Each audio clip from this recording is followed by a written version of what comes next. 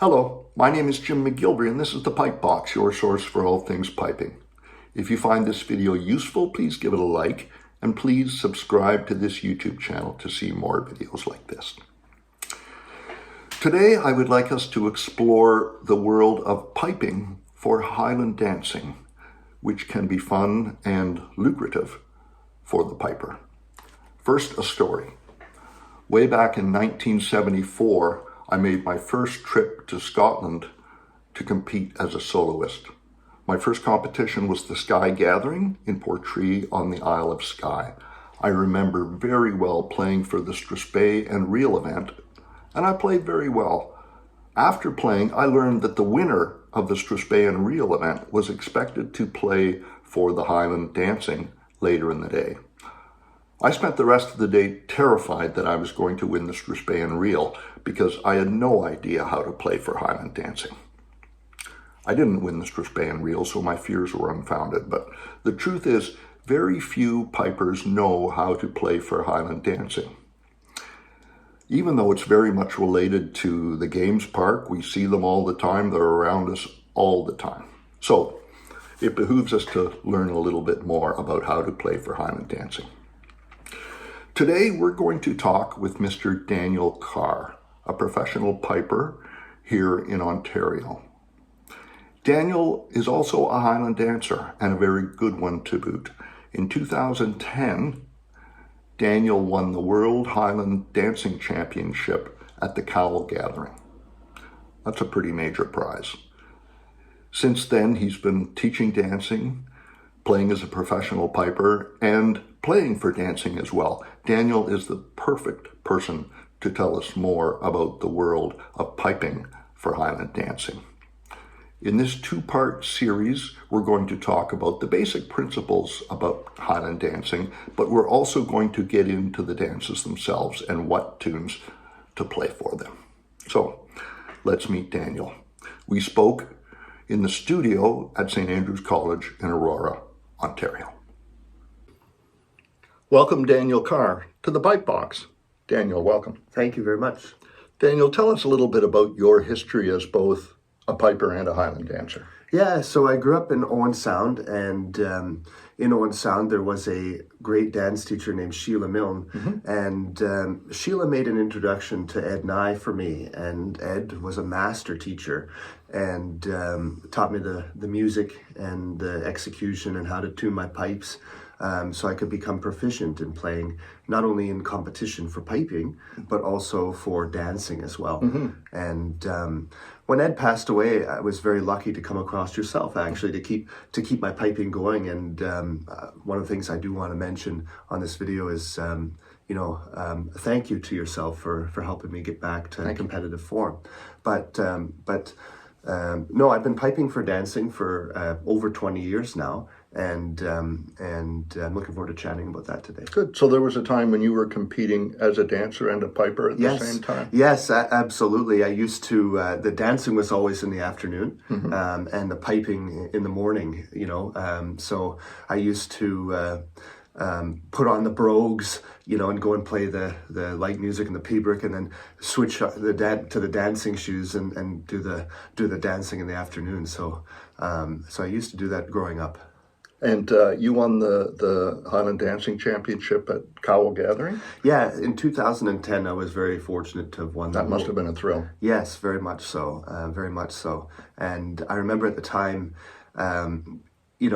competitive piping took a little bit of a backseat to the dancing, because and Ed would always tell me, Daniel, come on, get back into the piping. You got a lot of talent for that. So I'm glad that things have kind of shifted, and I've been able to focus a bit more on piping now that I'm older. So let's talk a little bit about piping for Highland dancing. What kind of pipers make good Highland dance pipers? How good a piper do you have to be to play for dancing? Do you know, that's a great question, because my philosophy is a good Strathspey in a piping contest would do wonders for a dancing contest.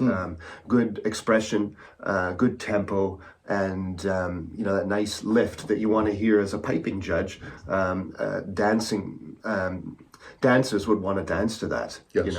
and whether it's that nice, strong, weak, medium, weak expression. I think where that comes from is usually on count one, the dancer would elevate and extend their leg to the side or in front of them. And that's why there's that strong count, to give the dancer a little bit of extra time, to show off their foot in that position. So, good Strathspey music that you'd want to hear in a piping contest better suits the dancing. Right. So an upper grade piper. Yes.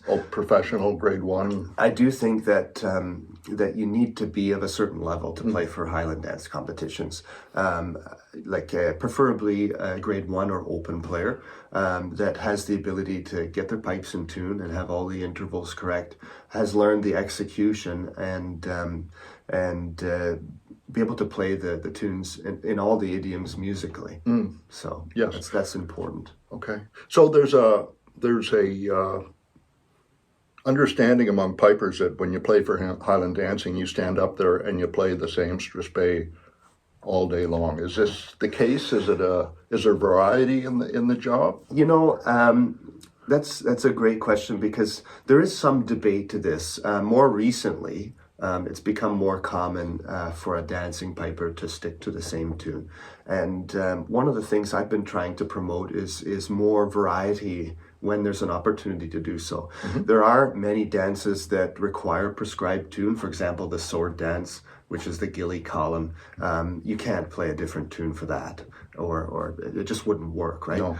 But for Strathspeys and Reels, I think a nice variety is welcome. I think it builds the dancer's musical ear so that they don't go. Let's say they grow up in Ontario, for example, and they hear orange and blue their whole life, and then they go to BC, where there's great pipers that participate in piping for dancing, and the piper plays Susan MacLeod or Monymusk or something else, and the dancer will say, well, I've never heard that before, right? So and then there's a bit of anxiety before the dancer competes, yes, because they're so they've memorized that melody of orange and blue. So I think with a variety of tunes, the child that participates in dancing grows up hearing more Strathspey rhythm and builds an ear for the rhythm behind the tune, as opposed to just focusing in so much on the melody. So where there's an opportunity to, I think variety is great. Good. And some of my favorite dance pipers that I grew up dancing to would vary the music. In the U.S., Matt Turnbull, when he would play for the Fling, you didn't know what you'd get. It would be a different tune every set of dancers. And in Canada, there was a great piper out west, Alan Walters, yes, who would thoughtfully write his own music and play his own tunes for dancing competitions. They were his music was well thought of at dancing events. So so those I tried to play honoring those people that I really enjoyed dancing to, who varied the music. Yes. Let's say a piper wants to get into piping for Highland dancing. What should he do or she do? What should they do? Yeah, great question. I think the first step is to meet with your local dance association. So if you're at a Highland Games in the summer, come over and introduce yourself to the organizers of the dancing event. And there's lots of dance associations throughout North America and overseas in Scotland, and that would be more than happy to get to know you and put the things in place to help mentor you in becoming a dance piper. Also, one thing that we're working on here in Ontario is trying to create a committee in our dancing world that is more welcoming to new pipers in the Ontario scene. So we're working on because pipers are an very important part, an essential part of what we do in the Highland dance world. There wouldn't be dancing without music, right?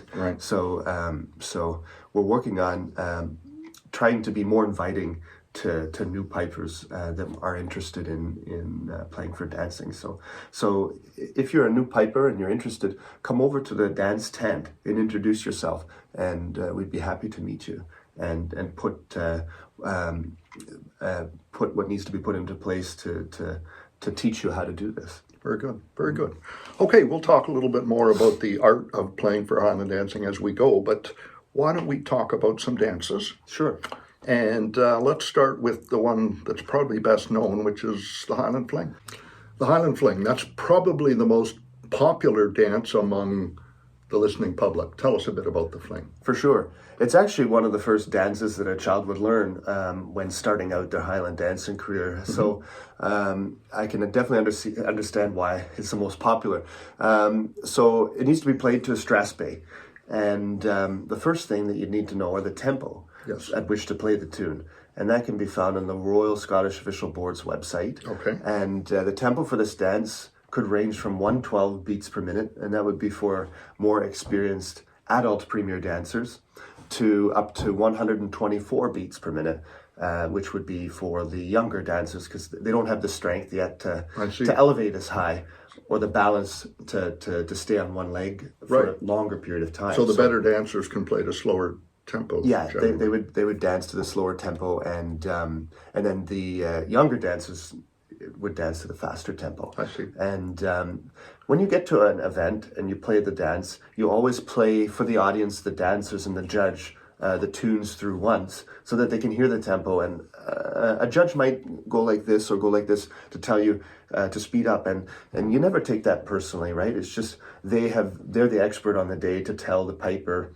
oh, just for this group, could you play it just a wee bit faster? And then, no problem. And then you just pick up the tempo just a wee bit. I see. Because they know what group is coming up next, right? Because they have the score sheets right in front of them, right? So if it's a beginner group, beginner 7 and under, you'd want to be up in the 120 range to suit their dancing. Okay. So there's two types of flings. There's a four-step fling, which would be 4 parts of Strathspey, and a 6-step fling, which would be 6 parts of Strathspey. Usually premier dancers only would do the 6-step fling for a championship event. You'd never see the younger dancers dancing 6-step fling, only for the premier dancers. Yes. And the other thing to note is an introduction. So the introduction would be 4 bars of Strathspey in addition to the 4 parts. So maybe I could just play a little bit of how that. Yes. We'll start with just the tune Orange and Blue, okay. And I'll play the first part with the introduction so you can hear.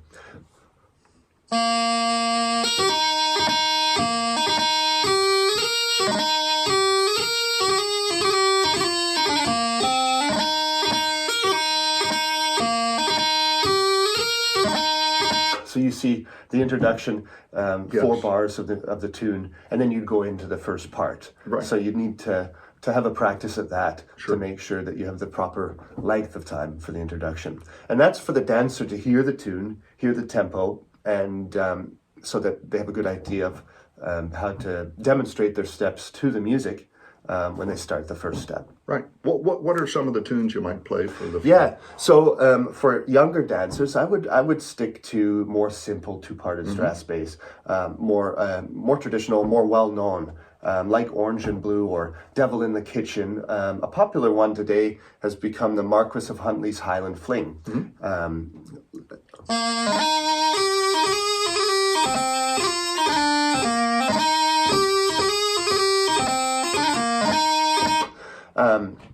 So that's just been the flavor of the last 10 years, that particular tune. For more experienced dancers, as I was saying, I think variety is good for the premier dancers to help build their musical ear. And funny enough, I always wondered growing up, in the Highland Dance book, which is the book which tells teachers of dancing and competitive dancers where to place their feet and the steps that they must demonstrate. Under the Highland Fling, it always said, for the music, Monymusk or any suitable Strathspey. And I always wondered, what if anybody knows what the significance of Monymusk for Strathspeys and Highland dancing is, please let me know, because I always thought that was interesting. It said Monymusk or any suitable Strathspey. Somebody liked Monymusk. Yes, somebody must have liked that tune. But I think it's a great tune, a great four-parted tune for playing for dancing. Susan MacLeod, another very, very good four-parted tune that's become popular for playing for Strathspeys over the last few years for premier dancers. So you know, I'll just play, you know, how I would approach that with a more complicated tune for premier dancers. Okay. I'd start with maybe the 4 bars of Orange and Blue, because that's everybody in Highland dancing would recognize that Strathspey, and piping too. It's very, very common. And then I'd go into, you know, for the first step, you know, Susan MacLeod or Monymusk, or the Dune of Invernacht, let's say. Sure. So.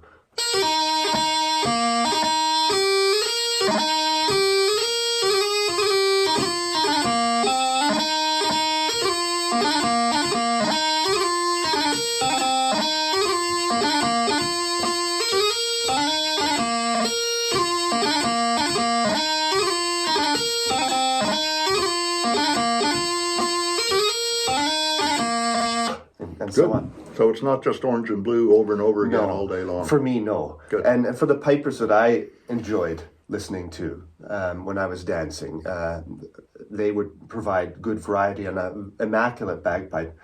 In Ontario here alone, Ian K. MacDonald and Sean McEwen would often play for Highland dancing in this province where we're currently sitting, and they would vary the tunes quite often to an immaculate bagpipe, and that was what inspired me to dance better. Was hearing the pipes finely tuned and, you know, really musical, good Strathspey playing. It just brought my dancing to another level. Good. So. Good. Okay, that's the Highland Fling. We'll move on now to the sword dance. The sword dance. This is the dance where the audience is afraid that the dancer is going to hurt themselves. Well, I don't know how sharp the swords are these days, but definitely a dance with a rich history. Soldiers used to put the swords down, you know, and it was a dance that provided good luck or maybe a bad omen for what was to come in the battle. So the trick was to dance movements at a particular speed around the sword, turns, points, hops while turning, without touching the sword. If the soldier touched the sword while spinning a boat, it was a bad omen coming into the battle the next day. But if they were able to get through the sword dance without touching it, that was good luck. So anyways, today you're adjudicated on how well you can demonstrate your steps while staying on the spot in the center of the space between the two swords. Okay. So the music, there's only one prescribed tune you can play for this dance, and it's Ghillie Callum. And it starts off with a slower pace, where the dancer's trying to elevate and demonstrate extensions and what's called potty bas, back and forth throughout the sword. And then at each point, the dancer will demonstrate high cuts, which is a very strong elevated movement that you'll see dancers do at the point of each sword in the first step. So we start a little slower. The tempo is 104 to 116 beats per minute. Slower again for the more experienced dancers, because they'll be elevating higher and needing more time to extend their legs and get up in the air. And that's slower than we're playing the fling. Yes. In the fling, because you're hopping more on one foot, it needs to be a little bit faster. Where here it's more foot to foot, you're changing feet. And then about near the end of the dance, you're going to hear the dancer clap. And that'll mean that you need to play the quick time, which should be played at about 112 to 124 beats per minute. And again, the tempos can be found on the Royal Scottish Official Board website. And for pipers that are learning to play for dancing, it's really important to get those tempos and respect those tempos, because a lot of work has been put into establishing the right range, which will best suit the dancers. So how about I play a little bit of the tune with the introduction? Yes. I find Ghillie Callum an interesting tune because you never hear it played outside of Highland dancing. Yeah, it's interesting. It's a tune that is very technically demanding, as you'll hear.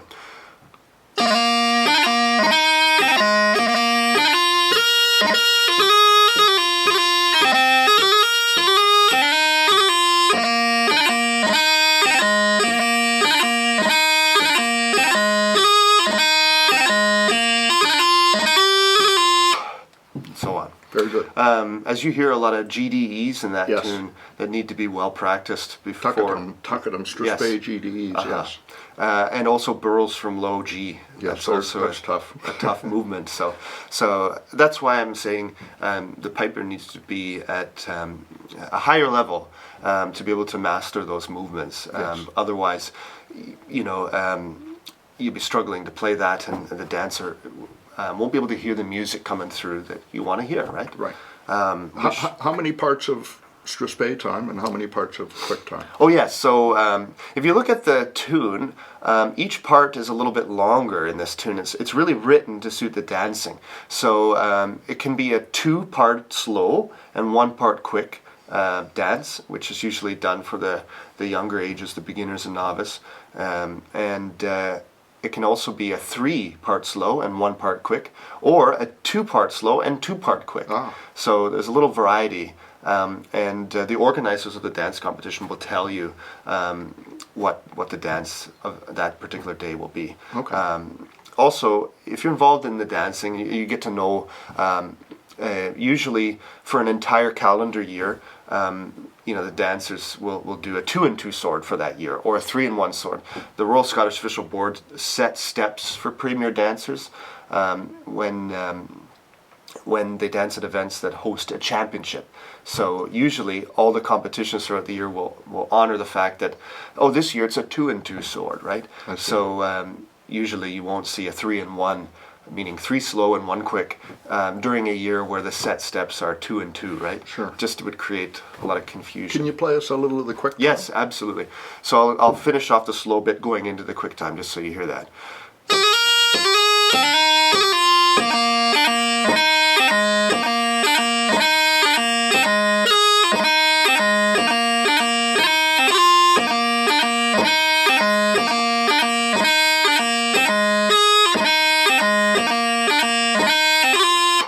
Very good. Yeah. And it's even though we call it quicker, it's quite slow, isn't it? Yeah, still a bit slow. Yes. Like compared to what you'd hear in the open Strathspey contest, right? Sure. But for the quick time, you're around 112 to 124 beats per minute. Very good. Okay, that's the sword dance. Now we'll move on to the Shan Truse. Let's talk now about the Shan Truse. The name Shan Truse has a meaning that probably most pipers don't know. Can you tell us about it? Yes, Shan Truse translates to no pants. No pants. In Gaelic, and comes from the time where the English banned the wearing of the kilt among Scottish people. So there's a lot of kicking motions that you'll see the dancer demonstrate, brushes in the first step and the shakes in the second step to commemorate the Scottish person kicking off the pants and getting the kilt back on because they're proud to display their tartan. Yes. In the old days, dancers may have worn their family tartan. Now it's much more popular to see dancers wear more a dress tartan with a lot more white coming through, much more brighter colors like purple, burgundy, turquoise, red, bright red, bright blues, green. That's become much more common in the last 50 years in the dance community. Anyways, the piper plays a slower march called Whistle Over the Lav Aught to begin, and that's about 94 beats per minute to 104 beats per minute. Again, slower for the more experienced premier dancers, faster for the beginner, novice, intermediate dancers that are just learning the dance. And then near the end of the dance, again, you'll hear the dancer clap, and that'll mean that it's time for the quick time, which is a faster Strathspey, played again between 112 and 124 beats per minute. Also important to note that there's 4 bars of introduction that need to be played before the dancer begins the first step. So I'll just give that a go.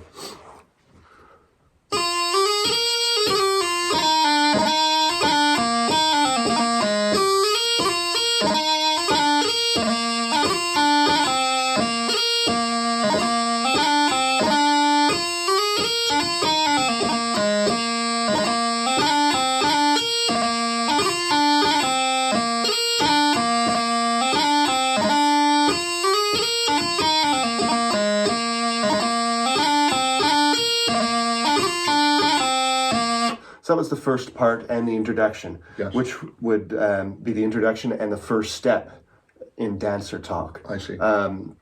And the types of Shan Truse you could play, a 3-part slow and 1 part quick, or called a 3-in-1 Shan Truse.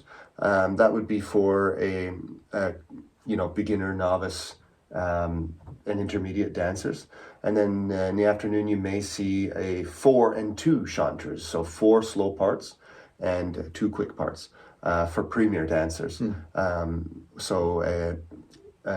the day, you'll be given a sheet that tells you what the dances are that you're going to play for the day. Usually you're emailed that in advance so you kind of know and you can practice the tunes you want to play. And you'll be told how many steps of slow and how many steps of quick that will be danced that day. Okay. So you'll be prepared well in advance. Yes. There's a great setting in both Donald McLeod's book that you can review if you need a setting of the tune. And also the setting that I play, I found in John Wilson's light music books.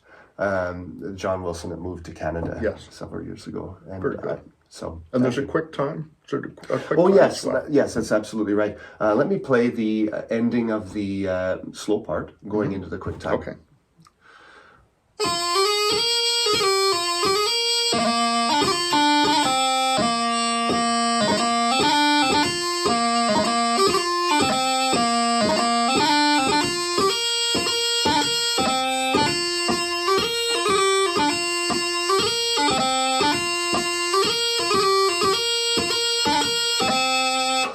Very good. Yeah. That's the Shan Truse. After now talking about Strathspeys and Reels with reference to other dances, now we're going to talk about a dance that's actually called the Strathspey and Reel. Mm-hmm. Yeah, so the Strathspey and Reel would be the last dance that would be part of a championship at the premier level. So you'd have the fling, the sword, the Shan Truse, and then the Strathspey and Highland Reel. There's a few variations of this dance, by the way, I'd like to talk about.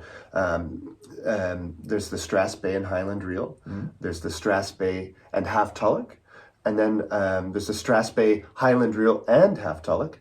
And then just reels, which we would call the hooligan or the half hooligan. Mm-hmm. So there's quite a lot there that I'd like to go through, and I'll tell you how many parts for each one. Okay. So we'll start with the Strathspey and Highland Reel. With the Strathspey, you have 4 parts of Strathspey with an introduction. Mm-hmm. The introduction in the Strathspey is similar to what you'd play for the fling. The Strathspey is played at the tempo 112 to 124 beats per minute, and it doesn't matter whether it's the Strathspey and Reel or the Strathspey and Half Tulloch. You're playing the same amount of Strathspey for each of those, right? For the Strathspey and Highland Reel, the dancer's going to clap at the end of the Strathspey, and then you're going to play 4 parts of reel. You'll see the dancers travel from one end of the set of the figure 8. The dancers stand in a set of 4, and they'll travel from one end to the other, and then dance their step. So it's quite a nice dance, and the history of this actually comes from people in Scotland warming up in a church on the Sunday morning where they're waiting for the heating to come on. So they would dance in the pews going up and down the row. And that's why when you see this dance done at a dancing competition, it's done in a straight line from that time in history where people would warm up in these cold buildings waiting for the heating to come on. So in church more specifically, yes. And going up and down, spinning with one another in the pews. And what tunes would be played? Yeah, so you could play one 4-parted Strathspey, like Monymusk or Susan MacLeod, or any suitable, good traditional Strathspey would work. Or you could play 2-parted Strathspeys. And then most commonly for the reels, you would have a 2-parted reels, yes. like Mrs. MacLeod or Rassay, or you could play 4 parts of High Road to Linton. But most commonly you hear 2-parted reels here. I want to go through, though, I want to finish talking about the different variations of the reel. Okay. So we talked about the Strathspey and Highland Reel, which has 4 parts of Strathspey, 4 parts of reel. Yes. For the Strathspey and Half Tulloch, you have 4 parts of Strathspey and 8 parts of reel.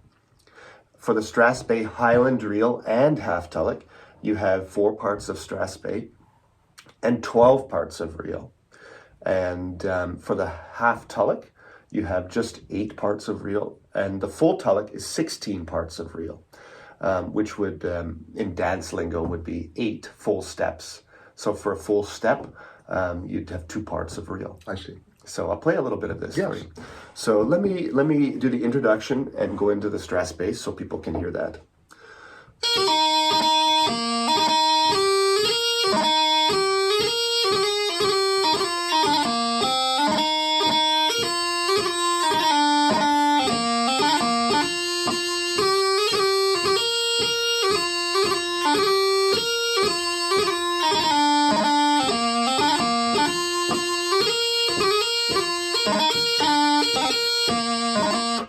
So that would be the Strathspey. Now let me finish the Strathspey going into the reel.